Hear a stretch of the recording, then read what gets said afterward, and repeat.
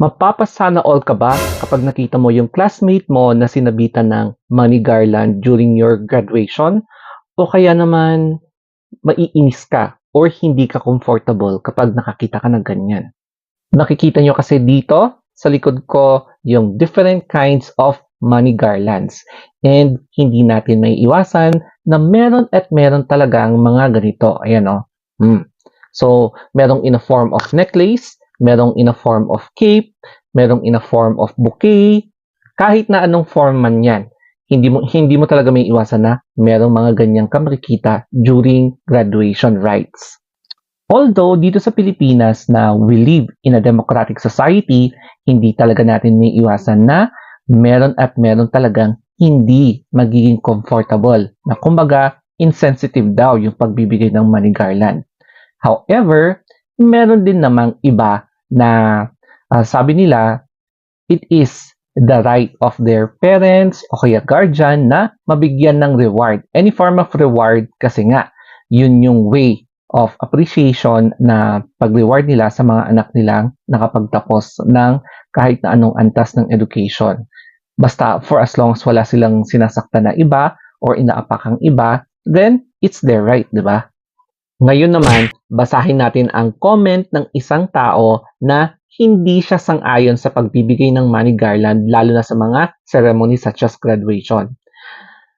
Dear parents, munting pakiusap para sa mga magulang na magbibigay ng money garland. Sana po ay huwag po ninyong isabit ito sa mga anak nyo habang nagaganap ang seremonya ng graduation. Para ipakita sa mga tao na higit na sagana kayo kaysa sa nakakarami. Alam ko po na ang magiging rason nyo, gusto nyo karapatan nyo yon. Pero ang hindi nyo po alam ay malaki ang epekto nito sa mga batang hindi mabibigyan ng ganyan. Magkakaroon sila ng inggit at mababang pagtingin sa kanilang mga magulang. Madami ang magsasabi na sana all, pero deep inside, ang nasa isip nila, sana ako din may ganon. Paalala lamang ito at hindi po ito pangungontra. Malay mo, yung ibang magulang halos gumapang sa hirap mapagtapos lang ang kanilang mga anak. Be responsible in all your actions. Kung blessed kayo sa money, be considerate na lang. Sana sa paligid. Yun lang. So, #graduation 2024. Ito naman, yung the other side of the story na yung mga taong wala silang nakikitang problema sa pagbibigay ng money garland. So, basahin natin. Sa totoo lang, bakit nyo problema yung pagbibigay ng mga parents sa mga anak nila like money garland or anything? Anong problema nyo kung ganon ang gusto nila? Kung para naman sa kasayahan nila, yun as a parents, iba-iba tayo ng pag-iisip at mga desisyon sa buhay. Matuto tayong magrespeto. Kasalanan ba ng ibang parents na hindi kaya ng ibang parents na ibigay ang kagustuhan ng mga anak nila? Samantala nagsisikap sila para mabigay ang gusto ng mga anak nila. Wala na tayo doon pakialam sa part na kung saan masaya yung bawat isa, dapat natin pakialaman kasi tayo din hindi natin yun nagagawa sa mga anak natin. Ako, hindi ko din nabibigay yung mga magarbong gift para sa mga anak ko. Pero wala akong nakikitang masama sa ibang mga parents na sobrang magarbo makabigay ng gift sa mga anak nila. Sino ba tayo para questionin natin yung mga desisyon nila para sa buhay nila? Ano ba ang ambag natin? Mayaman man o mahirap, choice nila yon. Lalo na pasayahin nila ang mga anak nila sa espesyal na okasyon para sa kanila. Ang hirap kasi sa toxic mindset, yung kakulangan natin sa sarili natin, bine-blame yung ibang tao. Ito naman ang aking reaction or opinion na pwede nating i-base sa aking personal experience and yung culture dito. Tapos yung personality din ng isang tao. So, una sa lahat, pag-usapan natin yung culture. Dito kasi sa amin sa Cordillera, parang namulat talaga ako na yung concept of humility, medyo innate na sa amin na kahit natahimik kami sa umpisa, kahit di nyo ko pilitin, na action speaks louder than words. Yun bang hindi na namin kailangang ipakita, hindi na namin kailangan ng flashy celebration. Ah, Mas gusto namin na kami yung nadi-discover, yung mga gano'n. Yun yung culture dito na nakamulat sa'kin, and okey din yung humility 'no.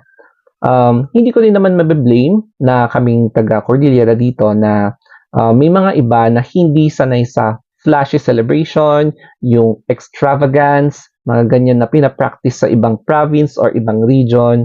Kasi iba-iba tayo talaga ng practice sa buhay. So, meron talagang against, pero meron din naman talagang iba na siyempre kung, you are open to anything, then wala namang problema for as long as walang tinatapakang ibang tao. One example ng money garland kineme is pwede nating i-relate sa kasalan, no? So, it does not only apply sa mga graduation rites, kundi pati na rin sa wedding. Ngayon kasi, medyo nagiging modernized na yung mga wedding rites natin, no? May mga programs na. Meron nga mga decoration, wedding decoration, mga ganyan. So, makikita mo sa part talaga ng program na merong yung sabitan talaga ng pera sa either bride, groom, or both na habang sumasayaw sila. So, nasa sa'yo yan kung magkano yung pwede mong ibigay. Pero, meron at meron talagang mga ibang guest na big time na hindi lang simpleng pera ang bibigay sa kanila. Pwede ring in a form of a property, mga gift certificates, o kaya mga plane ticket, mga ganyan na bagay. So, lahat makikita mo sa kasalan.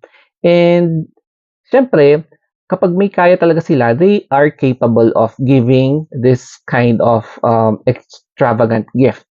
Tapos, ang isang rason kung bakit ganito yung amount, high amount, is nakita kasi nila yung sacrifice, yung effort na sobrang magastos kasi kapag magpapakasal ka. As in, lalabas talaga lahat ng ipon mo. Pwedeng aabot hanggang sa milyones, especially kapag ang dami mong gustong gawin sa kasal, may mga floral arrangement, may mga reception, mag-i-invite ka ng mga artistang guest, yung mga ganyan, yung host, yung makeup, yung alam mo yon, ang daming babayaran talaga kapag sa kasal. So, yes, makikita mo talaga na very beneficial both sa bride and groom yung pagbibigay ng money garland para mabawi nila yung gastos nila. And yan yung isang explanation ni Rosmar Tan kung bakit siya nagbibigay ng ganyang laki na pera kapag nai-invite siya sa mga kasal. Pero disclaimer lang ha, this is only just an opinionated na reaction video wherein I presented yung positive side and negative side ng money garland issue sa graduation o kaya sa weddings or any forms of ceremonies or gatherings, mga ganyan. So, sana wag nyo masabahin ang video na ito.